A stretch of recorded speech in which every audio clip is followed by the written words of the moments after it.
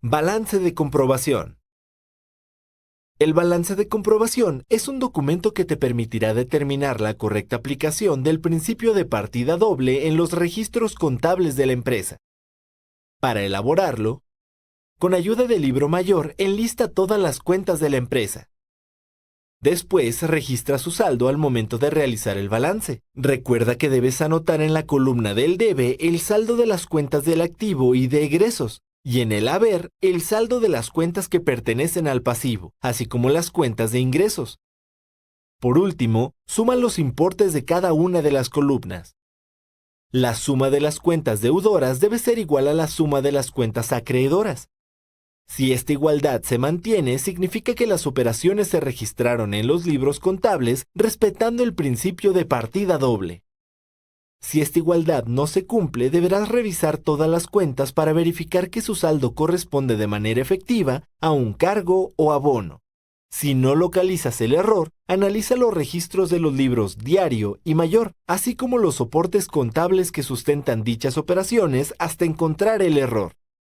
Elaborar el balance de comprobación antes de los estados financieros de la empresa disminuye la probabilidad de que cometas algún error y con ello el que debas rehacer tu trabajo.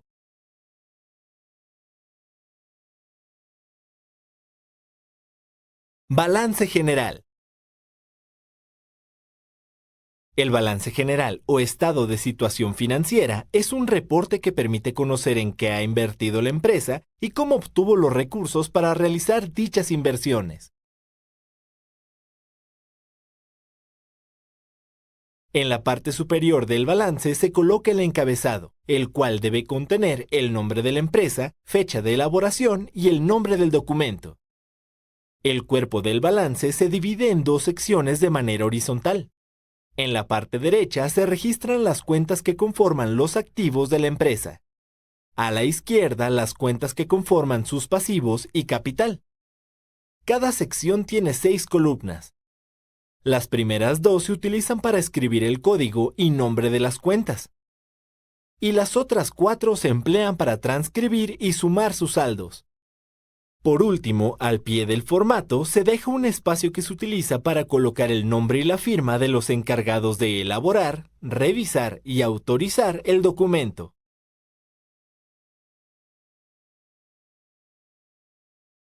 La forma más sencilla de elaborar un balance general es utilizando la información del balance de comprobación.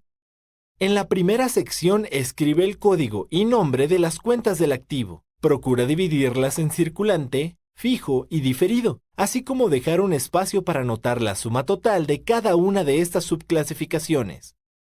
En la columna numerada con el 1, deberás escribir el importe de las subcuentas. En este ejemplo, las únicas subcuentas son caja general y caja chica, las cuales forman parte de la cuenta caja.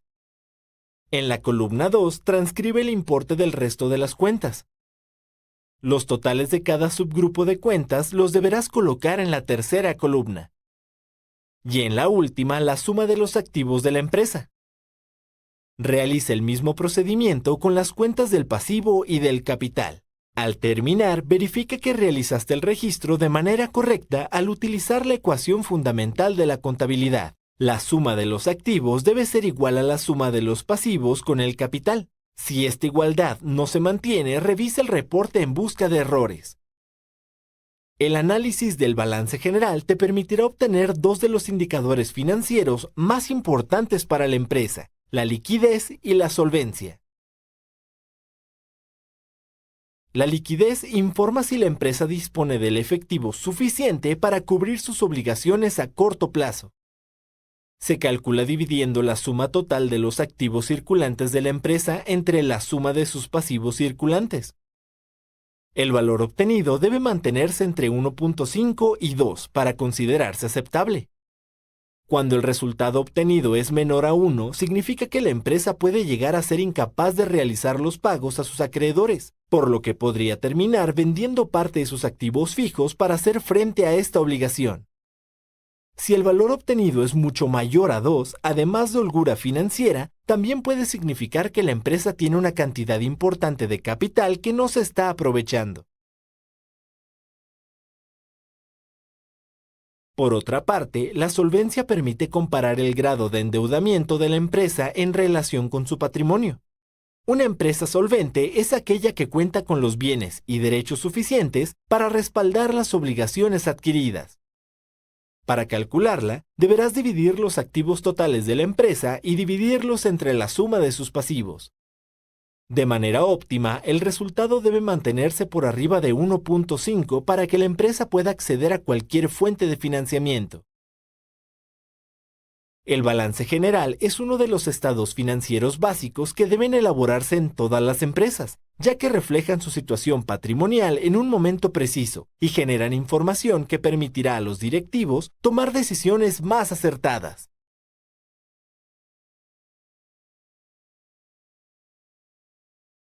Estado de cambios en la situación financiera de la empresa.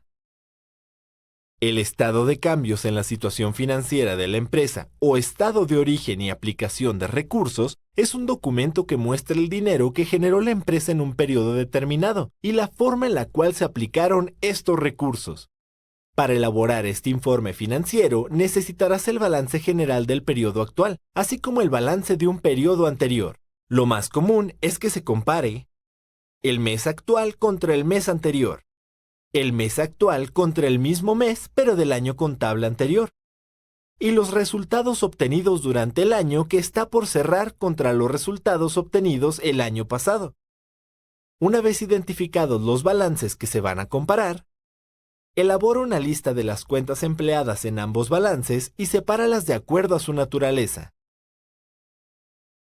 En la segunda columna, escribe los valores obtenidos durante el balance general del periodo actual. Y en la tercera, los importes obtenidos en el balance del periodo anterior. Por último, compara los resultados obtenidos entre ambos balances, restando a cada una de las cuentas de la primera columna los importes de la segunda. En la tercera columna, anota los resultados obtenidos.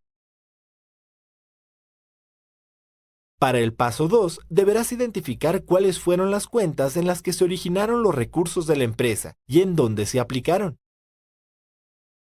Una vez que has identificado las cuentas de origen y de aplicación de los recursos de la empresa, deberás transcribir los resultados obtenidos en un formato como el siguiente.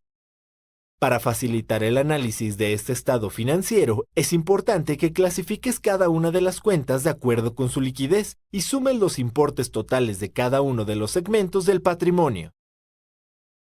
Para interpretar el estado de cambios en la situación financiera de la empresa, deberás establecer una relación entre las fuentes y aplicación de sus recursos, utilizando el principio de conformidad financiera, el cual establece que los recursos obtenidos de fuentes a corto plazo deben aplicarse a corto plazo. Por ejemplo, si la empresa adquiere una deuda a corto plazo con un banco, deberá utilizar el dinero obtenido para adquirir un bien o derecho a corto plazo, como comprar mercancía. Los recursos obtenidos de fuentes a largo plazo deben aplicarse a largo plazo. Por ejemplo, hipotecar una propiedad para adquirir un terreno. La utilidad generada por la empresa puede aplicarse a corto y largo plazo, así como para pagar los dividendos a sus accionistas.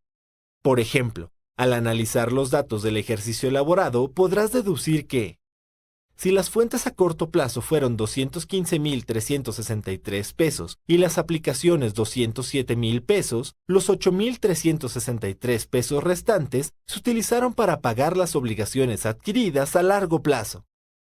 El dinero utilizado para saldar las obligaciones a largo plazo se tomó de la utilidad generada por la empresa. El estado de cambios en la situación financiera es uno de los documentos que deben entregarse a la administración para facilitar su análisis del desempeño de la empresa. Investiga en las leyes mercantiles de tu país las especificaciones que deberás respetar para elaborarlo.